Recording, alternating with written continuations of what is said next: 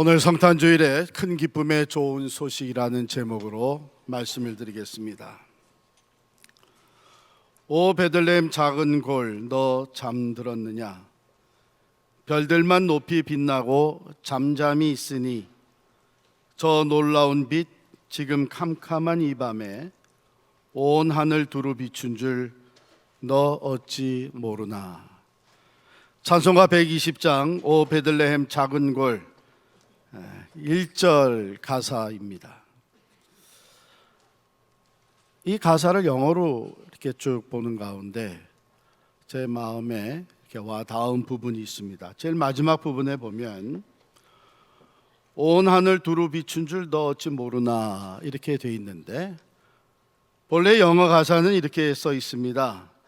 The hopes and fears of all the years are met in thee tonight. 조금 다르죠, 내용이. 그래서 직역을 하게 되면 모든 세월의 소망과 두려움이 오늘 너에게서 만나게 되었다, 그렇게 직역이 됩니다.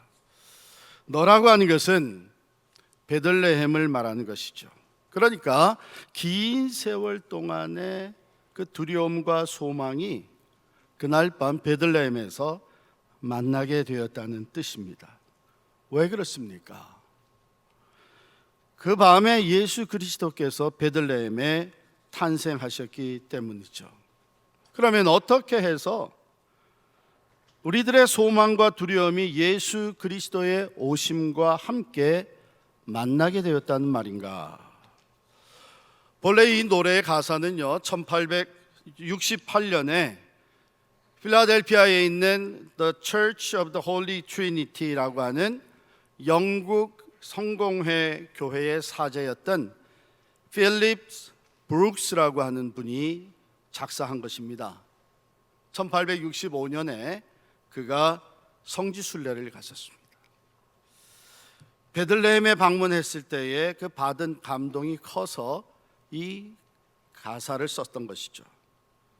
그는 크리스마스 이브, 그 전날 예루살렘에 도착하고 6마일 사우스로 트래블 해가지고 베들레헴의 밤에 들어갔습니다.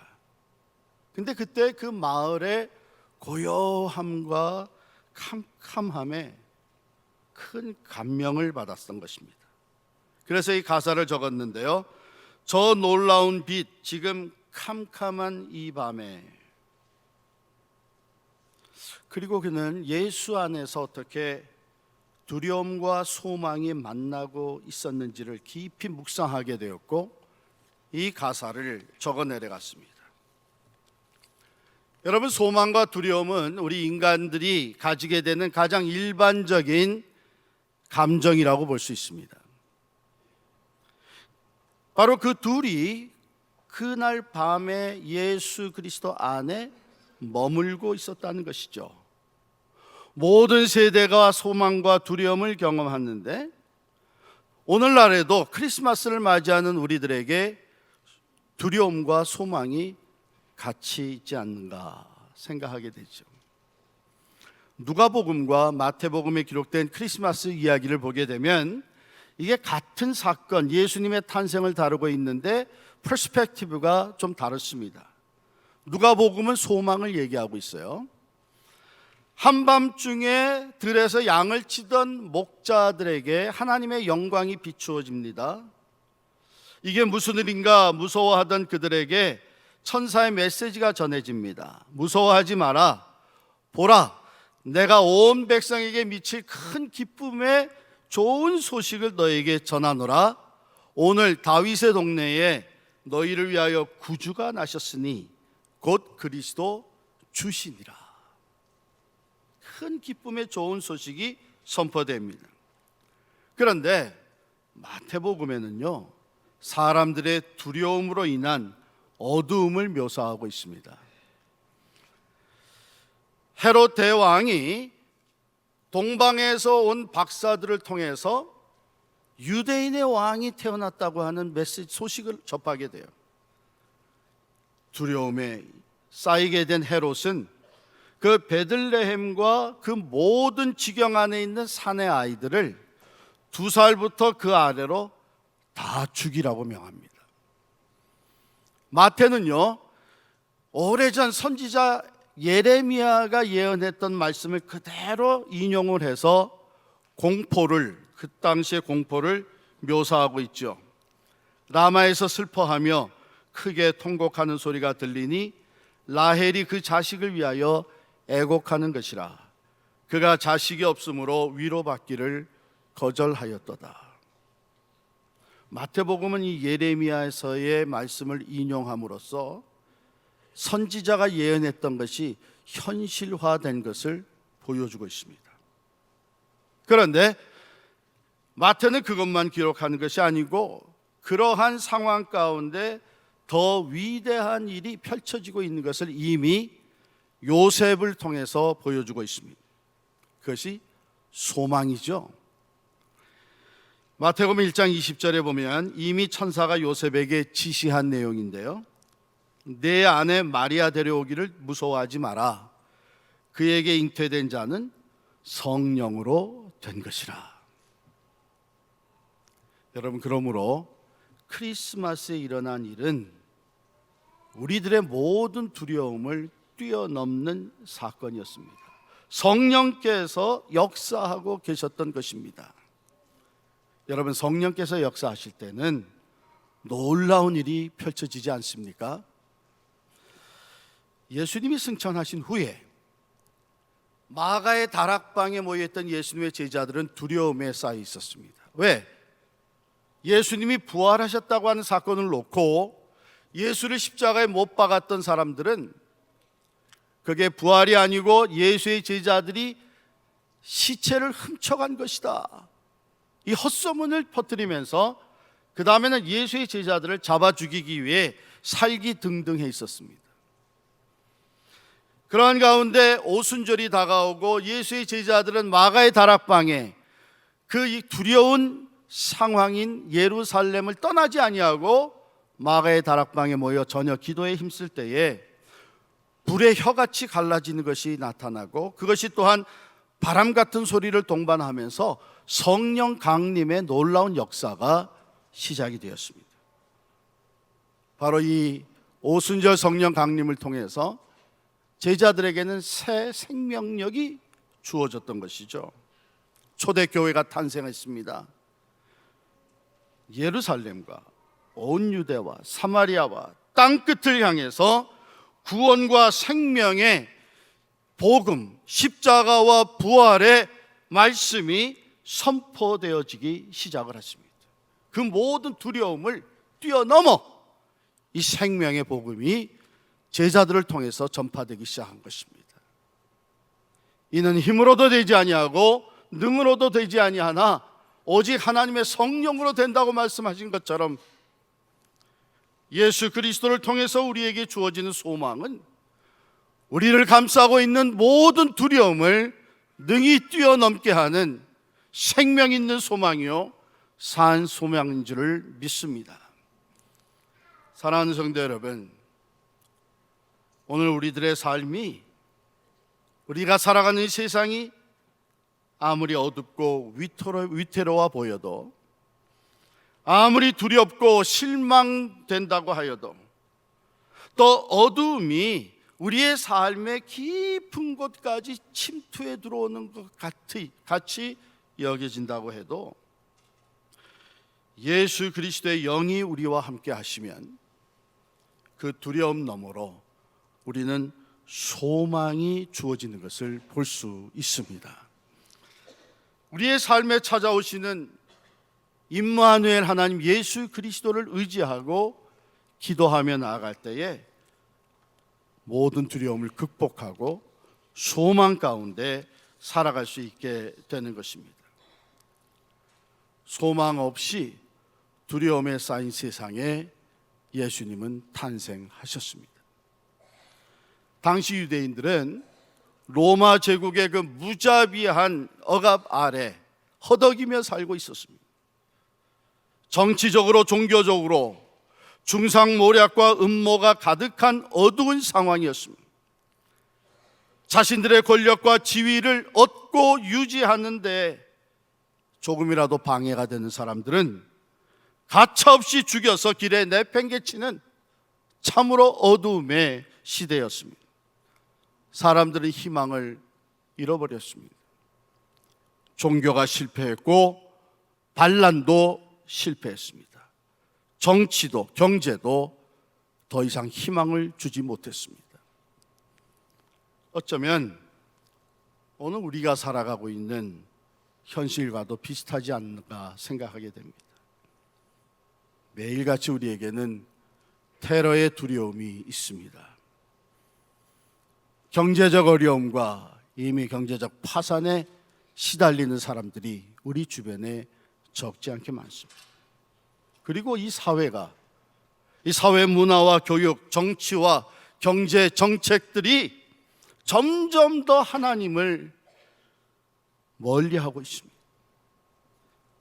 이러다가 하나님이 우리를, 이 나라를 버리시나 않을까 하는 두려움이 우리에게 침투해 들어오고 있지 않습니까? 기대했던 것들이 우리의 희망을 꺾어버렸습니다. 첫 크리스마스 때와 같이 점점 더 소망이 없는 두려움과 어둠으로 짙어져 가는 이 시대에 우리가 살고 있습니다. 여러분, 참 아이러니한 것은요, 우리가 매년 맞이하는 이 크리스마스가 1년 중에 낮이 가장 짧고 밤이 가장 긴 동지 무렵에 크리스마스가 찾아옵니다. 세상은 어둡습니다마는 세상의 빛으로 오신 예수님은 바로 가장 어두운 그때에 찾아오셨습니다. 오늘도 찾아오고 계십니다. 오늘 이사야 본문에 앞서, 우리가 읽은 본문에 앞서 있는 내용에도 바로 그런 역사적인 배경이 소개되고 있어요. 이사야 9장 2절에 보면 흑암에 행하던 백성이 큰 빛을 보고 사망의 그늘진 땅에 거주하던 자에게 빛이 비추도다. 내려가서 6절 말씀입니다. 이는 한 아기가 우리에게 낳고 한 아들을 우리에게 주신 바 되었는데 그의 어깨에는 정사를 메었고 그의 이름은 기묘자라, 모사라, 전능하신 하나님이라, 영존하시는 아버지라, 평강의 왕이라 할 것입니다. 빛과 어두움과 죄악의 시대에 이사야 선지자는 장차 다가올 평화로운 시대를 바라보았습니다. 즉 위대한 평화의 왕이 등장하게 되는 이 놀라운 예언의 말씀을 전하고 있었습니다. 한 아기로 오시는 평화의 왕, 그 왕을 소개하고 있는 이 타이틀 표현들을 한번 살펴보도록 하겠습니다. 먼저 그의 어깨에는 정사를 메었고 The government was on his shoulders. 즉 그는 다스리는 왕으로 오신다고 하는 말씀입니다. 기묘자라, wonderful. 여러분, 예수 그리스도는 동정녀, 처녀를 통해서 탄생을 했습니다. 그렇게 시작해서 그의 공생애와 그의 사역과 죽음과 부활과 승천에 이르기까지 어느 한 가지도 참 기이하지 않은 것, 놀랍지 않은 것이 없었습니다. Wonderful. 모사라, Counselor. 예수 그리스도는 하나님 아버지와 함께 하나님 나라 하늘 궁정의 모사로, 카운셀러로 함께 하시고 또한 우리 중에 거하시면서 우리의 문제와 고통을 해결해 주시는 모사가 되십니다. 전능하신 하나님이 Almighty God, 그리스도는 하나님이십니다. 제한적인 능력의 존재가 아니라 무한한 능력을 가지고 계셔서 우리의 모든 문제를 능히 해결해 주시며 전 우주를 운행하시는 전능자이십니다. 영존하시는 아버지라. 그리스도와 하나님 아버지는 동일하십니다. 요한복음 14장에 보면 제자 중 빌립이 예수님께 묻습니다. 우리에게 하나님, 아버지를 보여주옵소서. 예수님이 대답하셨어요. 내가 아버지 안에, 아버지가 내 안에 계시느니라. 그러므로 나를 본 자는 아버지를 보았느니라. 예수 그리스도는 삼위일체 하나님으로서 태초부터 계셨고, 우리를 창조하시고 보존하시고 구속하시고 구원하시며 영원까지 계시는 영존하시는 아버지가 되십니다. 평강의 왕 예수 그리스도는 그의 백성에게 참 평강을 주시기 위해서 왕으로 오신 하나님이십니다. 여호와 샬롬, 평화의 하나님께서 자기 백성을 치유하시고 좌절하는 백성에게 소망을 주시고 모든 세상의 전쟁을 궁극적으로 종결시키시며 인간 가운데 육신의 모양으로 오셔서 우리의 삶을 친히 인도해 주십니다. 그렇습니다. 이사야를 통해서 주신 이 예언의 말씀은 예수 그리스도의 탄생과 함께 성취되었습니다. 한밤중에 들에서 양을 치던 목자들에게 빛이 비추어졌습니다. 예수 그리스도의 탄생이 선포되었습니다. 여러분 기억하시죠? 창세기 1장 제일 앞부분에 보면 하나님의 그 창조가 시작이 될 때에 거기에는 혼돈과 공허, 흑암이 깊음 위에 있을 때에 하나님의 영이 수면 위에 운행하시며 빛이 있으라 하심에 창조가 시작이 되었습니다. 바로 그때와 같이 어둠과 혼돈의 세상에 예수 그리스도의 탄생과 함께 빛이 비치면서 새 창조가 시작이 된 것입니다. 그러므로 하나님의 이 위대한 선물 예수 그리스도를 믿음으로 받아들이는 모든 사람에게는 예수 그리스도의 그 이름, 기묘자, 모사, 전능하신 하나님, 영존하시는 아버지, 평강의 왕이 바로 우리 안에 함께 하시게 되는 줄을 믿습니다. 어제 저녁에 토요일이지만 은사동 대신방을 했어요. 왜냐하면 은사동이 많이 늘어나가지고 본래 시작할 때는 금년 안에 은사동 대신방을 다 끝내리라 이렇게 생각하고 시작이 됐는데 지금 한 절반 정도밖에 못했어요.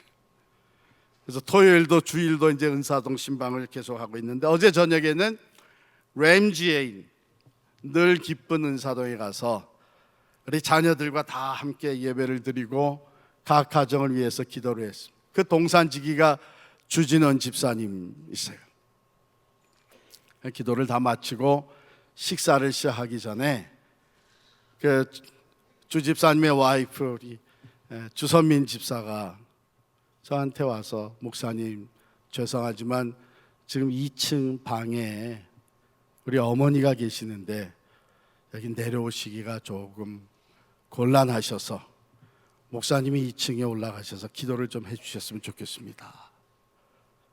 제가 그렇지 않아도 교회에서 한동안 이제는 뵙질 못하게 되어서 참 즐거운 마음으로 올라가서 기도를 했습니다.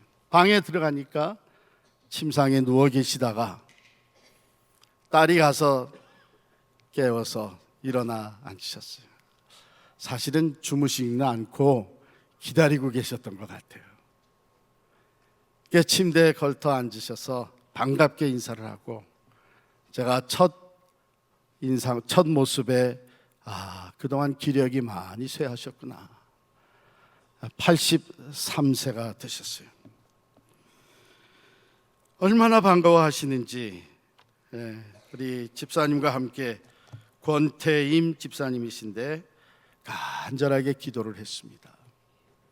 제가 손을 잡고 침대에 걸터 앉아서 같이 기도를 하는데 아마 이제는 피순환이 원활하지 못해서 그런지 방에 쭉 계셨는데도 이불을 거치고 일어나 앉으셔서 손을 잡았더니 손이 조금 차갑더라고요. 기도를 마치니까 눈물을 닦으시면서 목사님 이걸 준비했습니다 하고 누런 봉투에 이 책 시집입니다. 당신께서 썼던 시들이 다 이렇게 수록되어 있는 시집, 그리고 그 안에 이 카드가 있는데 자녀들을 위한 기도 제목을 적어서 주셨어요. 제가 이것을 가지고 와가지고 어젯밤에 설교 준비를 다시 또 이렇게 하면서 읽었습니다. 8년 전에 사랑하던 남편을 먼저 세상에서 하늘나라에 보내드리고 많이 외롭고 슬퍼하셨던 그 마음이 여러 시에 담겨져 있어요. 그 중에 하나를 먼저 뽑아서 여러분께 읽어드리겠습니다. 기도. 비록 내 행색이 남루하고 초라하여도 하나님과 소통하는 기도가 있고 내 가슴에 시가 있다면 충분히 존재의 이유가 되지 않을까요? 가끔씩 능력의 한계가 있지만 늙고 병들어도 은혜 아래 있으므로 새삼 후회나 원망은 없습니다. 이 모습 이대로 당신을 향한 나의 기도와 사랑이 위로와 감사가 성령님의 이끄심에 힘입어 영원한 안식처의 평안한 가운데 제가 오늘 살아있음을 감사드립니다. 외롭고 육신이 약해져 가고 또 남편을 먼저 떠나보낸 슬픔이 여전히 남아있고 따님 얘기가 자꾸 어서 나도 하나님 나라에 갔으면 좋겠다 이렇게 얘기를 하셔서 마음이 아파했다고 하는데 바로 그 방에 임마누엘의 하나님이 함께 계신 것을 느끼시면서 이런 시를 적었던 것 같습니다. 책의 제목이 하늘 주소예요. 보통 시집을 이렇게 갖게 되면 썼던 시 중에 하나, 그 타이틀이 책 제목이 되는 경우가 많습니다. 그래서 제가 부지런히 하늘 주소라고 하는 시를 찾아봤어요. 있더라고요. 하늘 주소. 나 얼마나 아파야 당신 잊을까? 내 발이 닿는 곳에 당신 있으면 딱 한 번만 더 보고 싶은데 그 얼굴, 그 모습 허공일 뿐. 잊었네요. 뒷마당 울타리에 개나리 필 때쯤 봄 소식 한 장 적어 보내라 할 것을. 겉 봉투엔 분명 하늘 주소가 적혀 있겠지요.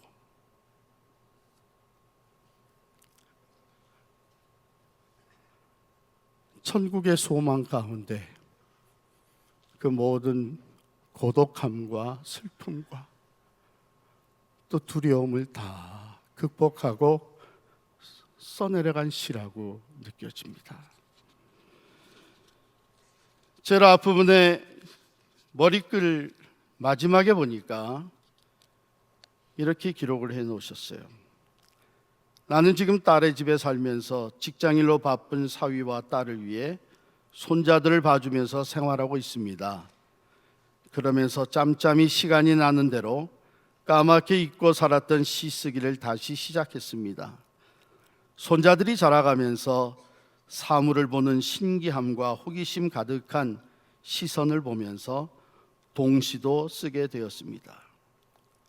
이제 늙어 성한 것보다 아픈 것이 더 많은 신라 같은 생명 붙잡고 계신 내 주님 예수 그리스도께 감사를 드립니다. 2016년 1월 20일 뉴저지 램지에서.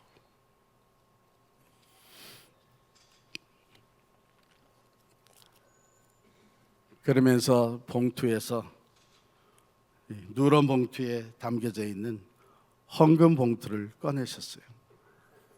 저에게 전해주시면서 남편이 세상을 떠난 후에 계속해서 나오고 있는 그 연금, 거기에서 떼서 모아놓은 돈인데, 헌금인데, 우리 빌그림 선교교회가 언젠가는 다시 건물을 마련하게 될 텐데 건축 헌금으로 목사님이 저 대신 좀 드려주세요 하고 5,000불을 캐시로 모아서 주셨습니다.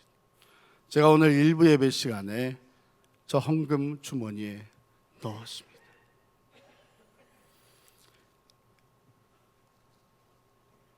우리 인간에게 가장 두려운 것은 죽음입니다. 그 가장 큰 두려움 역시 예수 그리스도 안에서는 소망과 만납니다. 예수 그리스도의 십자가와 부활이 죽음의 두려움 너머로 영생의 소망과 부활의 승리를 우리에게 선포해 주시기 때문입니다. 사랑하는 성도 여러분, 예수 그리스도, 그분의 탄생은 우리에게 구원을 주시는 하나님의 선물입니다. 예수 그리스도, 그분의 십자가의 죽음은 우리 죄를 대속하시는 하나님의 선물입니다. 예수 그리스도, 그분의 부활은 우리에게 영원한 생명을 주시는 하나님의 선물입니다. 예수 그리스도, 그분의 승천은 우리에게 최후 승리를 주시는 하나님의 선물입니다. 예수 그리스도, 그분의 재림은 우리에게 참된 소망을 주시는 하나님의 선물입니다. 그러므로 우리의 소망은 오직 예수 그리스도입니다. 그분만이 산 소망이 되십니다. 그를 믿는 모든 자에게 영원한 생명과 천국의 문을 열어주시는 소망이 되십니다. 예수님은 바로 우리의 모든 두려움, 지금 여러분과 제가 어떤 두려움과 염려와 걱정에 쌓여 있든지, 심지어는 죽음의 두려움까지 물리치시고 영원한 생명과 승리의 소망을 주시기 위해 우리를 찾아오셨습니다. 오늘도 우리를 찾아오시는 예수 그리스도를 여러분의 삶의 믿음으로 영접해 드리시기를 축원합니다. 그리하여 어떤 두려움에서도 담대하게 예수의 이름으로 소망으로 나아가는, 산 소망으로 나아가는 은혜가 여러분과 여러분들의 가정에 넘치기를 간절히 축복합니다. 기도하겠습니다.